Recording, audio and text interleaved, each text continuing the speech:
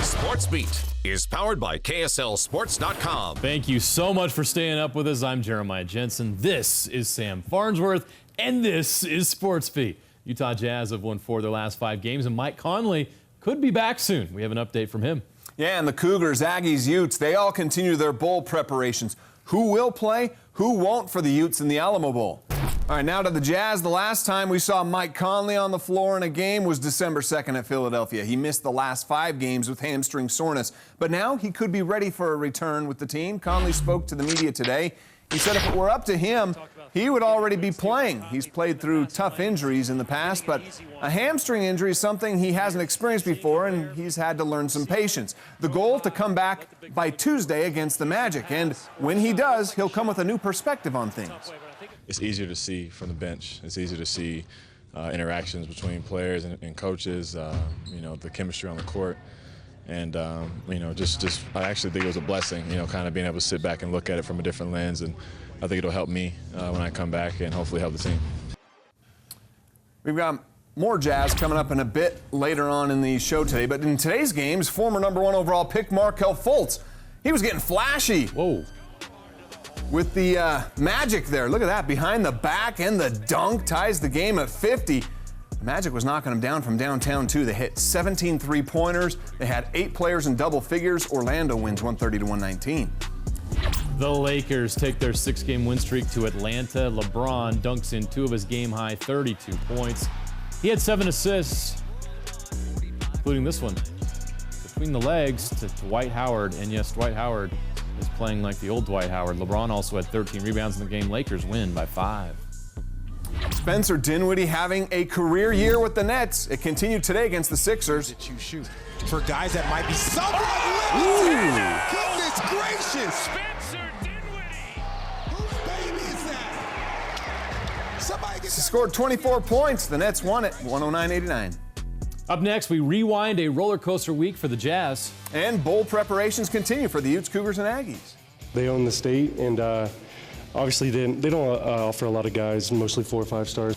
Some Utes from Texas will be highly motivated to put on a show in their home state, why playing the Longhorns has so much meaning to them.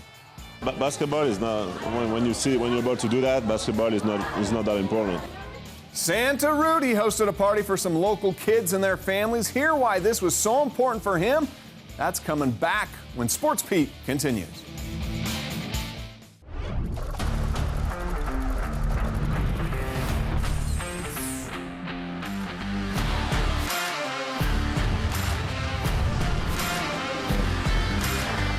SportsBeat is powered by KSLSports.com. This week for the Utah Jazz was a roller coaster of emotions. The low point of the season, getting blown out on their home floor by the Thunder.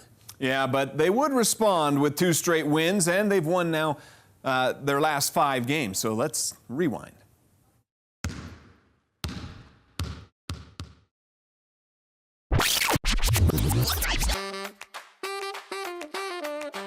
Nerlens Noel holds it. Here's Schroeder.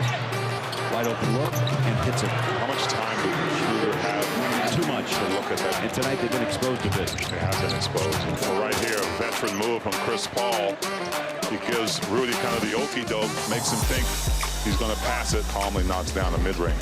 The old okey-doke. And the final here in Salt Lake City, 104-90. We'll figure it out. You know, it's not an easy thing to do. It seems easy because of the personnel we have, but, you know, like I said, we'll figure it out. Jazz are back in town tonight, Target Center in Minneapolis, Minnesota. Cold outside, things should warm up tonight against the Jazz and the Timberwolves. It's WWE night tonight. Now this is Dr. Jazz drives on Covington. Little space, waits, patient, and the bucket for Joe. All right, Joe. Joe's off to a great start here. Being in the opening quarter. He goes likes that left hand, the Euro step, puts a little floater on it. Took a high flyer off the ledge, and well, let's say he put some hurt on the doctor. Just entertaining the crowd. He'll fire a 3. It's up and through the net. Joe in the paint, throws it inside. Rudy, 1 pass and a hammer. Oh, absolutely. Rudy just rattles the rim. This is the tag team champs out of the WWE. They're on hand tonight. They're small. What's wrong with it? 17th time he's had double-doubles. Joe, yes, why not? It's big. Tonight, 127 to 116. It's a much-needed victory for the Jazz here. Oh, beautiful pass inside. And Donovan Mitchell with a windmill jam.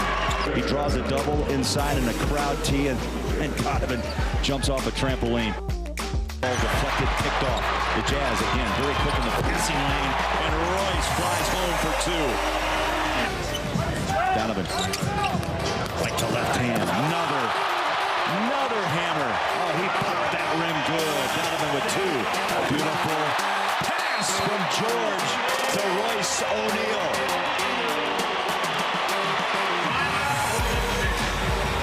Rebound not once but twice. Great job. Royce to Bogey. Straight away. Bang. Porter. Bogey gets the shot. The blender. Royce. Free ball. What? Where did he come from? Donovan Mitchell. Royce to his left. Spins. Beautiful move. Down it goes. Boyan. Catch and shoot. Got it. Boyan for three. Oh, well, I'm good for a buck. Bogey. Deep. Banked it. Wow. What a shot. Under 2 to play. Bogdanovich to work. Step back three. Yes! Ties and Jazz. Franchise record. 8 free balls down by Bogey. Royce down the lane. Kick it out. Donovan. Yes!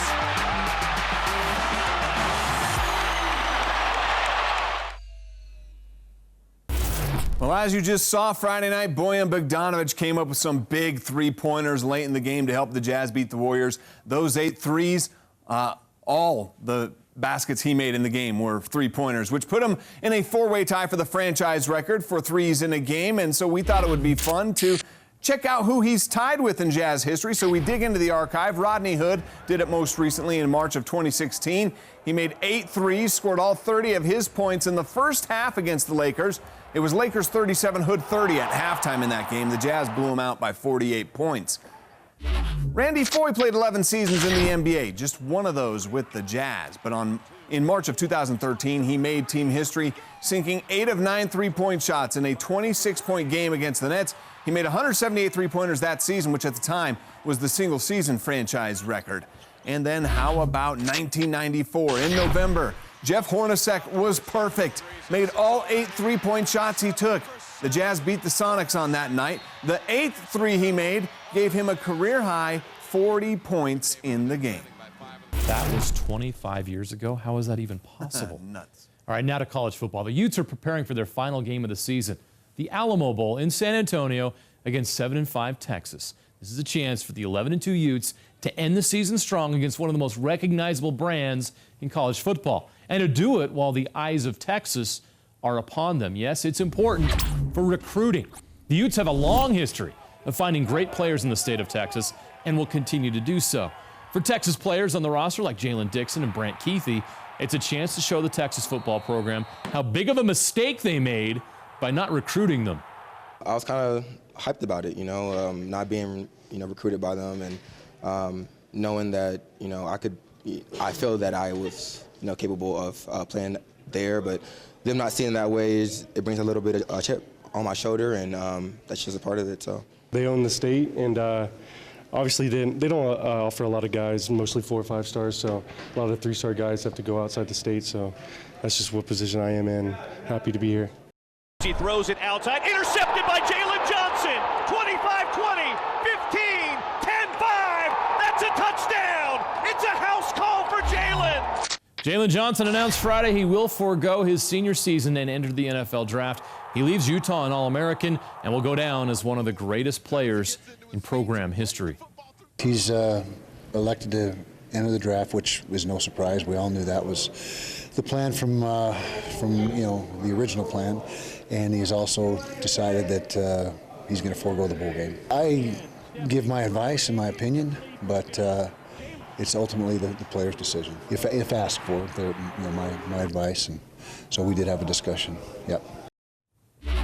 Well, outside of Jalen Johnson, there are a number of seniors with NFL draft potential, such as Bradley Anai, Lucky Fotu, and Zach Moss. Coach Witt said that he expects that they will be playing in the bowl game, and Moss explained to us why he's choosing to play in one more game with the Utes. Just wanted to play with my guys, you know. It's one of the reasons I came back was to play with these guys again, and I definitely want to go ahead and finish it off. Love this team, love the program, love the coaching, love the fans, and the community. So why not give everyone just one more? So it'll be fun to see all those seniors once again, but we've seen Jalen Johnson now for the last time in a Utah uniform. And I mentioned he'll go down as one of the best players in Utah history. Well, let's show you the evidence of that. Yeah, it wasn't often opposing quarterbacks would test Johnson because when they threw his way, they usually paid a price. And these are some of those moments. Jalen Johnson's 5 best plays as a Ute. Pressure coming. Daniels intercepted. Jalen Johnson intercepts Daniels. Number 5 is Jalen's leaping interception at the goal line in a win over USC in 2018. He had 4 interceptions his sophomore year. Pressure off the edge. He's throwing it long. Looking for Shumway, and it's intercepted. Jalen Johnson with his first career interception. Yeah, it's fitting his first interception came in the rivalry game. His freshman year, he picked off Tanner Mangum in a Utah win down in Provo. Not an interception, but might be the most important play he made as a Ute on 4th and 5. Late against Oregon in 2018, Jalen breaks up a Justin Herbert pass, turning the ball over on downs, and the Utes' 32-25 win, a key victory on their way to the Pac-12 South title. Bringing pressure. Eason throws an interception. Jalen Johnson down the sideline, all the way. Touchdown, Utah. Jalen Johnson with the pick 6 in Seattle. Took a Jacob Eason pass 39 yards the other way for a house call. A key play in the Utes' 20-0 run to rally past Washington 33-28 at Husky Stadium. End zone, short. Jalen Johnson with the interception. It's a foot race. And it's a house call for Utah. Jalen 100 yards the other way against Stanford in 2018. A key play in the Utes' 40-21 win over a Stanford team that was ranked number 14 in the country at the time. Well, it was quite a week for Morgan Scalley. He didn't win in the Broyles Award, which goes to the best assistant coach in college football. He did put on a great show there. It was also announced that Coach Scalley has agreed to a contract amendment this week that will secure his position long-term with the program. Kyle's continued faith in me, his trust in me, along with Mark Harlan. I don't want to go anywhere. You know, I love my family. I love this place. I love this university, as well as I love the players. I see something special in this program, where we can head, and there's really no reason for me to leave right now. He's a guy that obviously is a hot commodity and had options, many options, and so that put everything to rest. And recruits know that he's going to be here for the long term, which is huge for our program. That was big. Well, the College Bowl season begins in just 5 days now, and the Utah State Aggies, they get an opening day slot at the Frisco Bowl. This is the 8th time in the last 9 years that the Aggies are going bowling, and for quarterback Jordan Love, this will be the final time he puts on that Utah State uniform. Love announced that he will forego his senior season at Utah State and declared for the NFL draft. Love experienced a bit of a drop-off from his stellar sophomore season, if you look at the numbers, but still plenty of interest from NFL scouts in the talents of Jordan Love. Multiple NFL draft projections still have him ranked as a top 10 quarterback for next spring's draft. Yeah, I've received all types of feedback, being draft stock, I've heard first round, second round, third round, fourth round. I've heard it all, so, I really have no idea going into it, but I guess we'll just have to find out. Love 2nd and 10. Deep shot. Caught. Touchdown. Man, I just want to really finish the season off with a bang. Like you said, it's been an up and down season. Like I said, you're only as good as your last performance. So, go out there and finish with a bang and just really go out there and have fun. It's my last time playing for Utah State, so just going to go out there and have fun. We will be with the Aggies in Frisco starting on Thursday. Sports fans around the country looking for a game to watch on Christmas Eve have one choice. It's BYU versus Hawaii in the Hawaii Bowl. A great opportunity for the Cougars to showcase their program. There should be a great crowd there at Aloha Stadium, with plenty of local interest in Hawaii as the Cougars and Rainbow Warriors renew their old WAC rivalry. So much history between these two teams. BYU a 2-point favorite. Both teams similar statistically. For Cougar seniors, it'll be a chance to go out on a high note with a bowl win. Want to go out there one last time with these teammates of mine and coaches, and just put together a full game, put together our best product of the year, and just go out on a high note. There's a lot to play for in this game, and a lot of eyes will be watching us and looking forward to performing and playing against a quality opponent like Hawaii. Well, it started with 24 teams in the FCS College Football Playoffs, is now down to the Final Four. And the Weber State Wildcats, they're still standing. The Wildcats' offense was stagnant on Friday night at Stewart Stadium, but their defense against Montana was terrific. The Wildcats were led by defensive end Adam Rodriguez, who recorded a career-high 4 sacks in the game. The team also had 5 interceptions, George Tarlas getting 2 of those, including the one that sealed the win. We played angry, I would say, because the last game we went in there and kind of smacked us around, and this game we just showed what real Weber State football is like, and that's hard-nosed football and great defense. So history's made at Weber. This is the 4th time in 5 seasons Jay Hill has taken the Wildcats to the playoffs. The Wildcats had only been to the playoffs 4 times previously. A quarterfinal loss to Marshall in 1987, a first-round loss to Northern Iowa in '91, and a quarterfinal loss to Montana in 2008, as well as a first-round loss to William and Mary in 2009. Now, their first ever trip to the semifinals. We said we wanted to take another step forward this year, and this is part of that step. I don't think we've finished it yet. We want to be mentioned with the elite teams in the country. Our players and myself, we're not content with where we're at yet. As throughout the years, we got to the playoffs, we got a win, and then we got to the playoffs again, and it was kind of like, okay, now we got to do something more. It's cool to see a Mike Price sighting in that old Weber State video. All right, we have to take a short break. When we come back, some major upsets in college basketball. And a wild finish in the final Raiders game in Oakland. We'll have that, and would Rudy Gobert rather throw down a dunk on an opposing defender or play Santa to several Salt Lake area kids? You've got to hear the answer he gave us. That's coming up right after this.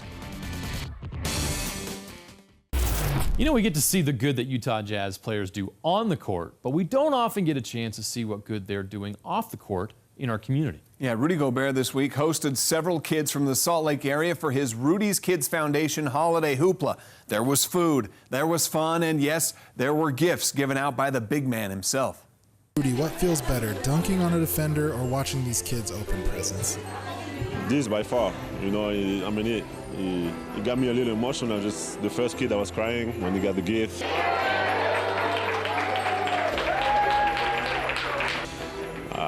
I'd rather do that every day, you know, if I could. But it's just amazing. We have about 55 families in our shelter housing and aftercare program that deserve some support, and oftentimes they don't really have a whole lot of money for Christmas and stuff like that. So Caitlin reached out to us and offered to do some kind of special event, and so here we are. They helped us get on our feet and find a place, and not only that, they helped us furnish it.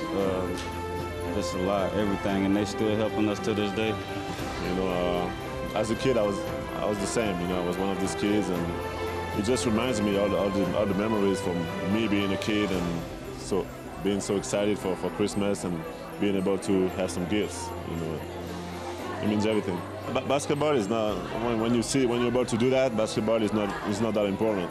You know, basketball is my life, but you know, being able to have such a huge impact on other people's life is, to me, what's the most important thing. You know, and hopefully, in a few years, some of these kids gonna do the same thing that I'm doing today, and you know, that's the main goal.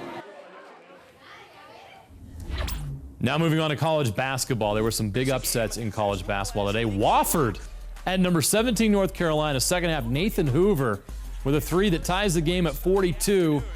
Then Trevor Stumpy gives Wofford a 12-0 run and a 9-point lead. My goodness, under 3 minutes to go. Stump another 3, and Wofford goes to Chapel Hill and takes down the Tar Heels 68-64. Ohio State took their number 3 national ranking to Minnesota. Late first half, Daniel Oturu with the putback jam. Minnesota led by 9 at the half. Oh, that's nasty. Second half, Marcus Carr had a huge game for the Gophers. Takes the loose ball the other way. The scoop, the score. Bit later, Carr getting more. He's driving in, draws contact, and gets it to go. He had 35 points in the game. How about it? The 5-5 Golden Gophers give Ohio State their first loss of the season, 84-71. Up next, one of the best high school basketball players in Utah put on a show, and a special night in Newtown, Connecticut. The great clips of the week are next.